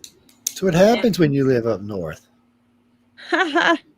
Yeah. Serious. They don't do that stuff in the South. We don't allow for no GMOs down here. We ban that crap a long time. Most of the rest of the world. Yeah, well, yeah. They banned a lot of stuff around the world from here. Well, who was that, Carl? You can bring it up on Friday. We'll talk about it. No, it did. You'd be surprised how much stuff we eat that's not allowed in Europe. Shit, there's stuff we eat that's not allowed in Mexico or Canada. Yeah, but on the same token, there's a lot of stuff they eat in Europe that's not allowed here. That's true too. Yeah. It's just one of them things. Yeah. It's what do you mean? Yeah, I seen the watermelon the size of my pickup truck. Yes. How are you going to get that home, man? Yeah. You have to eat that on the spot. I mean, come on. Some things are just ignorant. I mean, I've seen them giant pumpkins. I've actually carved one of them bitches before. There are pictures. I remember the first time I really was given a Bible. It was I guess a child's version, but it had illustrations of I guess the Promised Land, or maybe it was Canaan. I don't remember which, but it shows humans with these giant fruits, like tomatoes the size of basketballs and stuff like that. And it's like, imagine if we could grow our fruit that big naturally. One tomato the size of a basketball would last a family a week. It's salad every night. I mean, it's stuff they've been working on for a while, and it's just like seedless stuff, Yeah. Well, do you want look? When I eat my watermelon, it'd be cool if it was seedless. I mean, I get seedless tomatoes, seedless. No, it wouldn't, because it's fun with watermelons. It's fun to spit the seeds out. With pumpkins, it's good to collect this, gut it, and take the seeds out, put them on a pan with some butter and some other spices, and fry them in the oven. Those are all. You ever had baked pumpkin seeds? They're really good. They're yummy.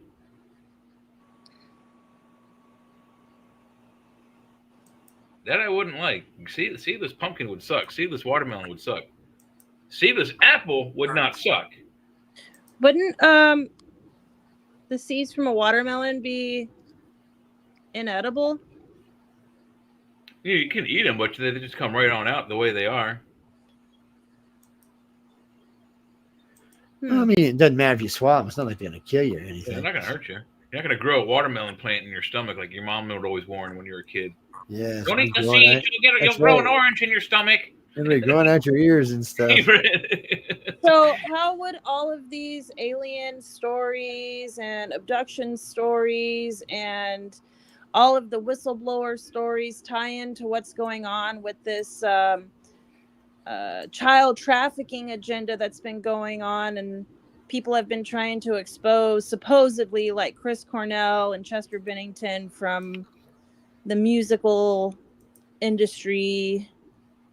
And is any of that, does that coincide with each other? Is it completely unrelated? Got nothing to do with Uncle E.T., that's for sure. Matter of fact, I would imagine, if for some people, ET probably has a special, how can I say this nicely, a special place for them when it comes to doing harm to certain types of things. It's, what's that, Chris? They do have a moral set. May not be the same morals we got, but they do have they do have values.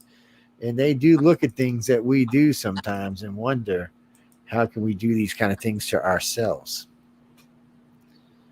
Oh, I mean, for that matter, I sit here and wonder sometimes, how do we do these kind of things to ourselves? But so did they. And when you're trying to have a reason to keep a species alive, it would be nice. If Yeah, there has to be a redeeming quality, definitely. That's what I'm saying. There needs to be some kind of redeeming qualities.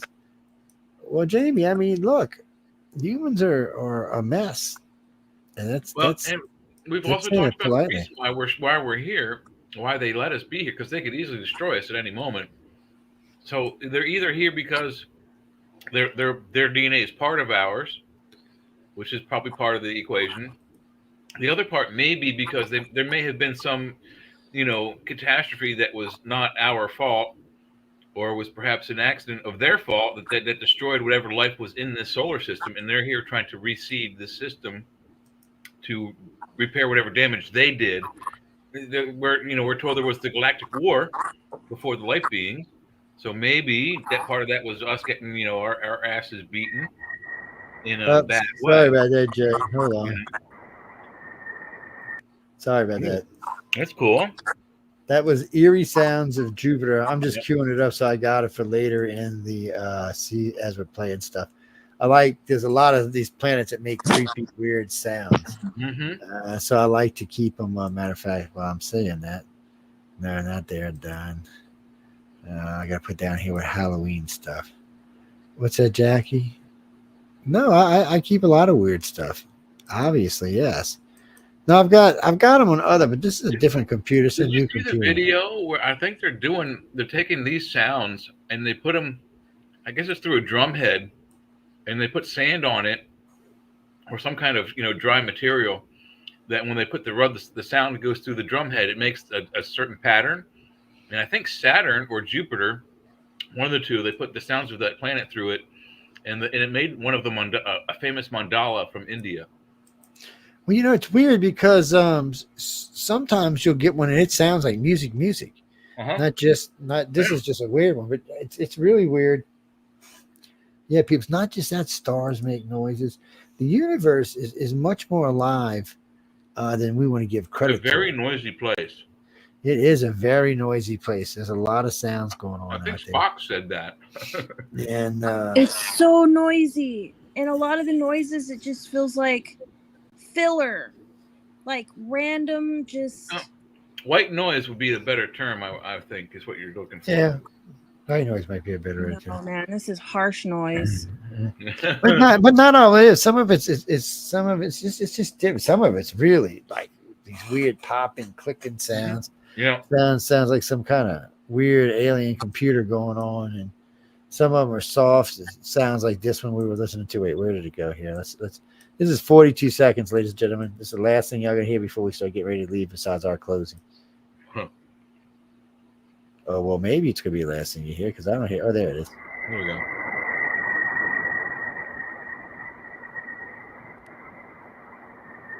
That's where Santa Claus lives.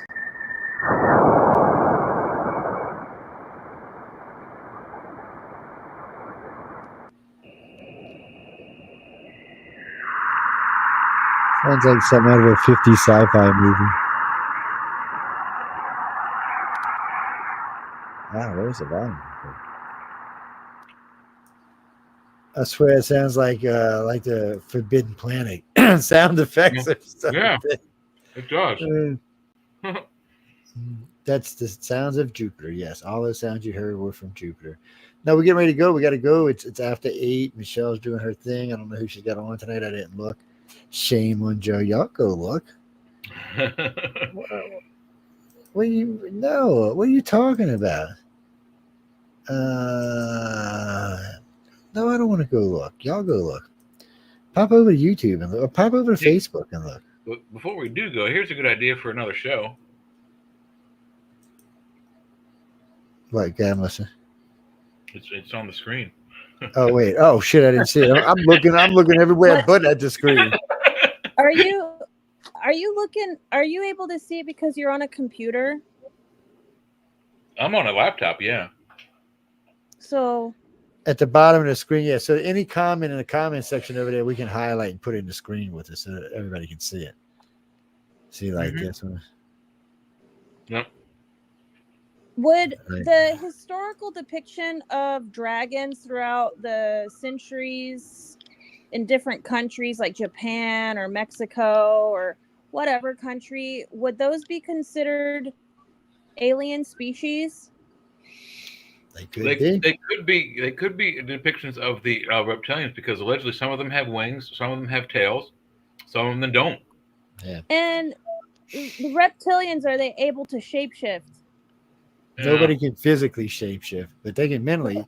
So we know the light beings can physically shapeshift, but as far as we know, no creature made out of flesh and blood can shapeshift.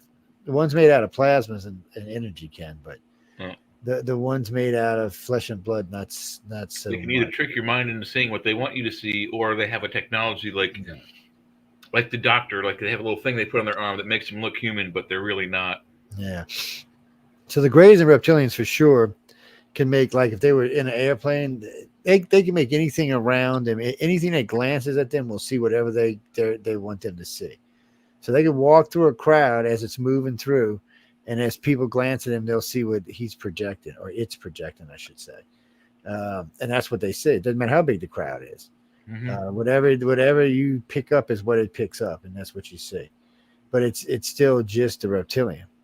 So could you imagine like a 7-foot reptilian getting on an airplane? Yeah. Yeah, I'm just saying. Through a door that's 5'9", maybe 5'10" high. I sometimes have to duck. Yeah, I'm thinking he'd be crushing seats and stuff. No, yeah. the Greys are famous for it. Yeah, because it's kind of like an automobile wreck. You have 20 witnesses witness an automobile wreck. 15 of them give you a different description. Sometimes all of them give you a different description. Eyewitness is not always the best testimony. No. It's got to be something outrageous for everybody's memory to see it the same way. And even then, it's rare. It's people just, I don't know, don't want to see it the same way, I guess. Well, it's like when you watch the videos, and we're getting out of here. It's like when you watch the videos of what happened on October 7th last year in Israel. There's really only one way to look at those videos, but when you ask around, no, people look at and see them differently. No, we'll get in detail on that on Friday night too, but it's not for this kind of show. No. I just use it as an example, but y'all can ask us on Friday night. Any of that stuff can be asked on Friday night. We will be talking about, are these hurricanes being created on Friday night, or are they not? Cool. Is Leah out there with spinning little magical things to make them happen? Does she have some chemicals she puts together and goes and in the air, and all of a sudden we got hurricanes? Maybe. See, she's an alien, people. She might just fly down there in a ship and zap the clouds. Is it true that if you believe it, it could be real, or there's a lot of things that people believe that just aren't true? Well, in this life, yeah, or in this universe, but once you get into multiverse, anything is true. From the most horrible thing you can think to the greatest thing you can think. Mm-hmm. Well, that's scary. It is scary, actually, and it If should be. if the multiverse posit is true, there are places that are just as cool as ours. There are places that are 10 times worse. Like Like what if, Hellraiser? yeah, like what 10 times better. like parallel Earth with like parallel versions of us that haven't died, and in one instance maybe Hitler won World War II, and it's a I don't know what kind of government it would be at that point, but it'd be a tyrannical place to live. There's just when you get into the multiverse, anything you can think of, bad or good, can be in the multiverse. Yeah. Probably is in the multiverse. Yep. It's one of the reasons I had to get away from reincarnation, because with the multiverse, it kind of cancels reincarnation out. It's weird, but that's something else we can talk about. What Bruce? Why do I say it cancels it out? Because you're experiencing everything at one time. So why do you need to be reincarnated? That's my point. There's nothing you can be reincarnated on.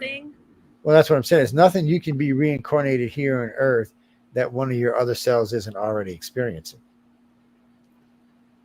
So why do you need to be reincarnated? Because sooner or later, it's going to all pop back to one soul. So, see, my main problem with all this is always going to be the same thing. When you pop back to that one soul, when every million, trillion, billion of you all pop back into that one being, what determines if that being is good or bad? Because the experiences are going to be both good and bad. So I just wonder how that's going to work for everybody. I'm sure some people will be all light and happy, and some people will be all dark and evil. It seems to be the nature of the beast, really. Now, there are going to be some. I mean, think about some of the shit that can happen to you when you start talking about it, and think about things you may have missed in this life barely that in the other life happened. Are dreams a doorway into the multiverse? Maybe some dreams. I would think most are not there. I think more a mirror would be such a thing, a portal for that. Seeing across the veil is when you see across the veils, and most contactees can see across the veil. It just takes a little practice. With practice, they can learn to see across the veil. And there are some people out there that are just naturally good at it. I'm not, but I know a few. Yes, but we gotta go, people. Y'all get me in trouble. I can hear the queen going, bitch. I'm gonna come zap all y'all into Neverland. See, maybe curse on the show. God, that was science is going. Anyway, we got to get out of here. That's all my fault.